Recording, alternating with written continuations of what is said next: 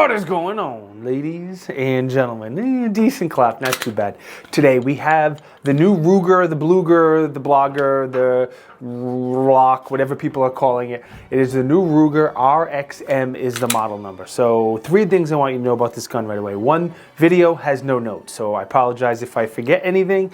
2nd, this video is possible thanks to my friends at the Elite Indoor Gun Range. Elite is a local FFL, has been one of the best supporters of my channel since day 1. If you're anywhere in the area, you should go check them out for training. An indoor range, great sporting clays course, beautiful facility. They do have one of these in the rental bay as well if you want to shoot it, because it's kind of nice, kind of cool little gun.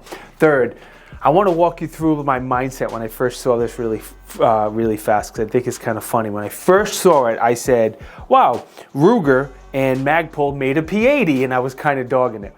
Then I saw that it had a removable FCU, kind of like a Sig P320 320. The fire control unit lifts out, makes it very modular. You could swap it to anything you want. And I was like, okay, so they made a poor man's Zev OZ9. And then I'm looking at the grip texture is really nice, and the slide's good, and the sights are solid, the optics cut's really good. And then I saw the price.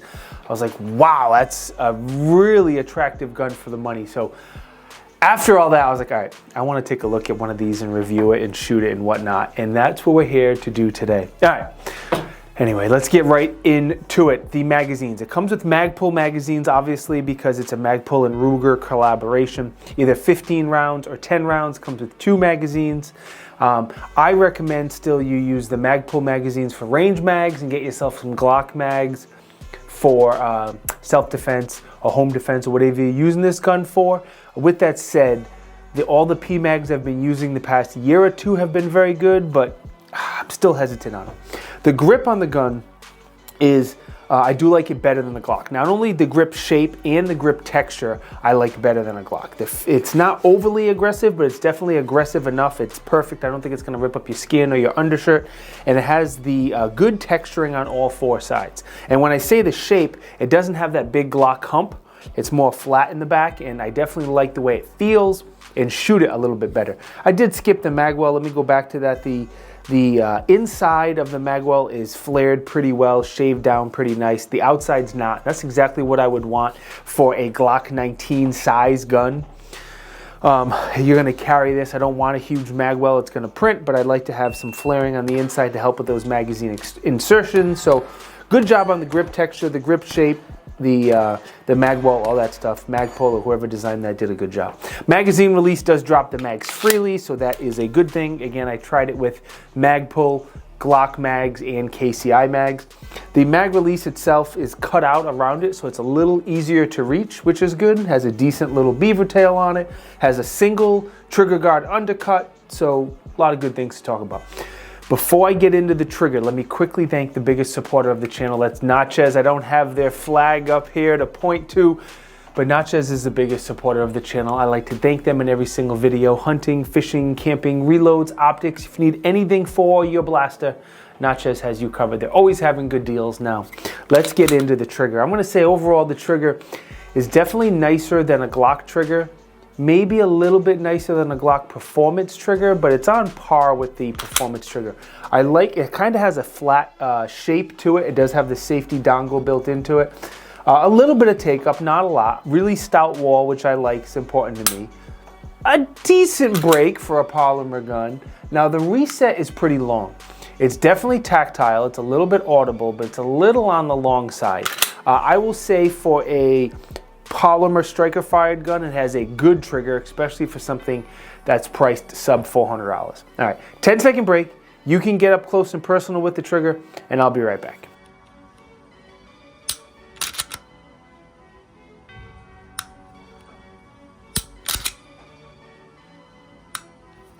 What'd you think? Not a bad trigger. Again, for a very affordable Glock clone.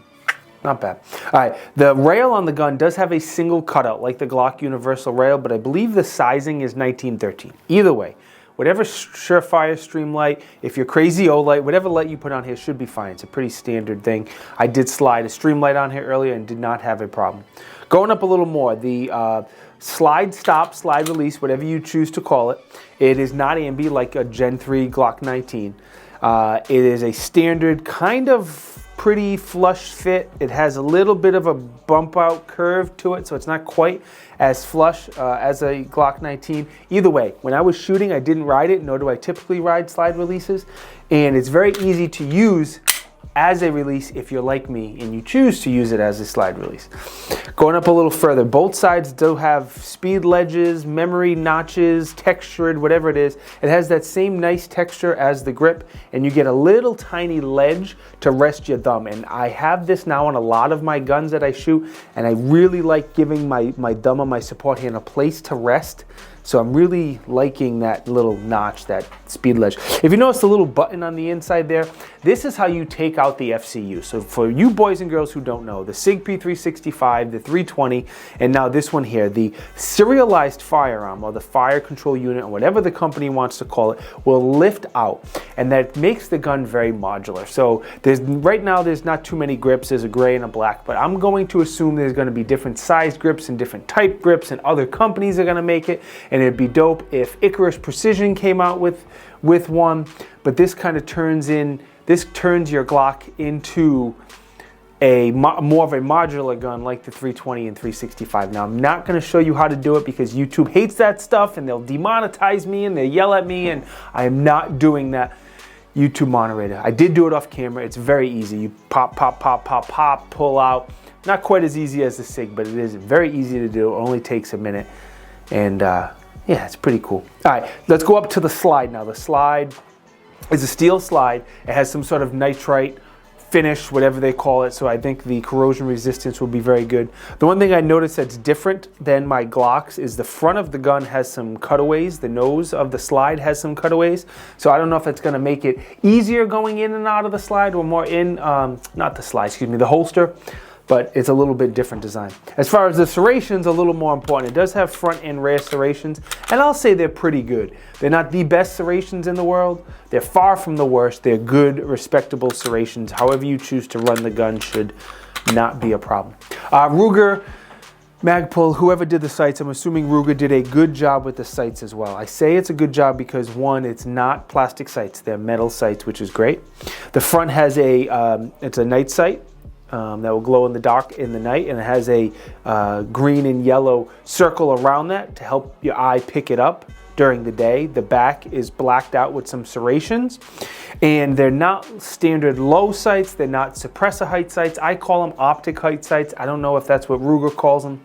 I don't really care, but they're a little bit higher than normal sights. So if you are rocking a red dot on here like you should, then they'll sit a little higher, and you should be able to see them through the window on most red dots. All right, optics cut. Once again, Ruger, I'm guessing, Magpul, whoever, did a very good job on this optics cut. What they did was they gave you the ability to direct mount 3 of the most common platforms without needing an accessory plate. So with Glock, you need the accessory plate, and they used to be plastic, and some of them are really thin aluminum, and I just don't love the accessory plates. I really do prefer when the optic slides screws right down to the slide.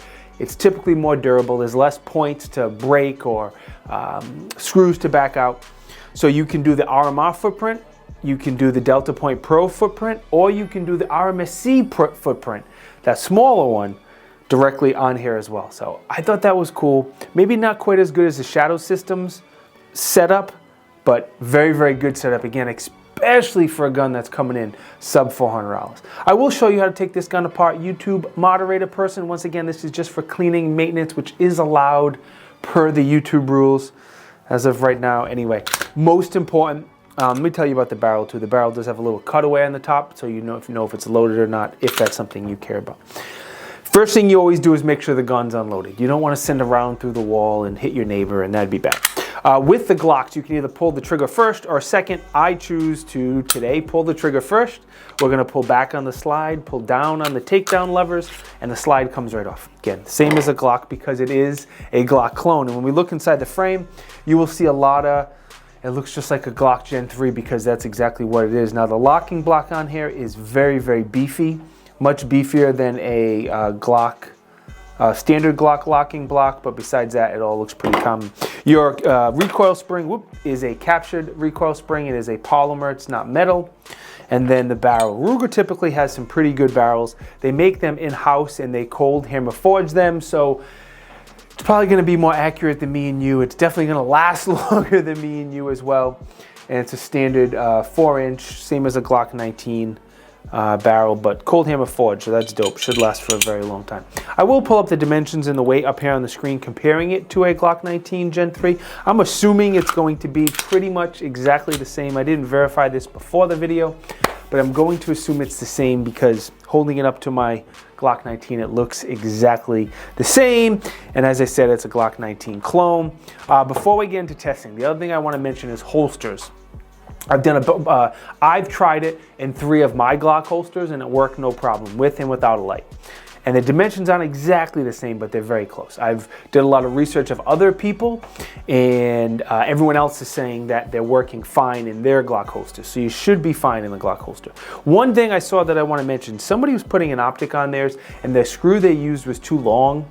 I think it was Mr. Guns and Gear, whoever, and that was stopping the gun from operating. It was pushing down on the striker channel or the spring or something, I forgot what it was, and was stopping the gun from loading. So just be careful what screws you use on the optics. Make sure they're not too long or you may cause a malfunction, and that would be no bueno. All right, as far as testing, this is again a first impressions video. I've only brought this to the range once today. I just got home from the range. I put 250 rounds through this gun.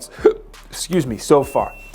Spoiler alert, I had no problems, no malfunctions, no issues, nothing to, that I need to tell you guys about. I tried 2 different types of regular ball ammo, 1 mag of just 5 rounds of hollow points as well. They both ran flawless, but we did some drawing from the holster, a bunch of hit and steel, a bunch of transitions, of course magazine exchanges because Neo Mag is life and Neo Mag is where it's at. Did a little bit of moving around and shooting, and I forgot what else, but you can take a look at the footage and see for yourself. The biggest pro for me is actually going to be the price and what you get for your money. Even before anything else I'm gonna go over, I think what you get for your money compared to other Glock clones and compared to a Glock themselves, it's a really, really high value. And as long as I'm skipping ahead here, but as long as the long-term durability is there, then man, they got something here. Second is going to be the removable fire control unit. No one's ever made this a really big deal with Glocks like it is with Sig, and I think this is finally going to make it where you're going to see other companies. I think Magpul's going to have a bunch of different grips, and other companies are going to have grips, and I think that's going to help the modularity of the Glocks like it is the Sig. I like the optics setup a lot. How you can do RMR, Delta Point Pro, RMSc, and you don't need an accessory plate. I'm happy that they're steel sights and they're the optic height sights, decent serrations, good grip texture, and okay trigger. It's better than the Glock trigger, I'll say. The only thing I would really change is the overall aesthetics I don't love. It's not terrible. It's not ugly enough that would stop me from carrying it or using it. And I know half of you guys don't care. But in this world of Instagram, I looked at it and again, my first impression was Ruger and Magpul made a P80. Wow. It just looked like a P80, which was always an average aesthetically looking gun. But overall, I think Ruger is going to sell a ton of these. It's priced correctly for the Ruger fanboys and has a lot of value for people looking at a Glock clone in a low price. I think they're going to sell a ton of them. On top of the 250 rounds I've shot through this, the Elite Indoor Gun Range has also shot 800 rounds through this. So this particular one has over 1,000 rounds on it, and it's so far so good. So assuming, again, the long-term durability is there, I would definitely take this Ruger, I can't believe I'm saying this, over a Glock, assuming the long-term durability is there. I like the features I mentioned, especially the grip. I like the way it shoots, and the Glock platform is super proven, and Ruger barrel is good, and all that stuff. And I can't believe I said that, but for sub 400 bucks, it's tough to beat. Now the question is, would you go Dagger or would you go Ruger RXM? That's my first thought. Maybe I should do a video comparing the two, but they're both probably the best high value Glock clones out there, with this one having the big advantage of the removable fire control unit. Anyway, there's links down below. hopefully. If you want to find one, pick one up. Hopefully I could find you a good deal. Thank you very, very much for watching. Thank you to Elite. I'm not going to thank Ruger and Magpul because they don't know who I am, and that's fine, no big deal. But I do want to thank Elite. I do want to thank you for watching. I do want to thank Natchez, the biggest supporter of my channel. But most important, if you think I deserve it, please like, comment, subscribe. Subscribe's the big one. Really helps me out. Trying to get to 100,000 subs, and we got a long, long, long way to go. So if you think I deserve it, click that button. I appreciate it. Santa appreciates it. I will see you in the next video. Be good. Stay blessed.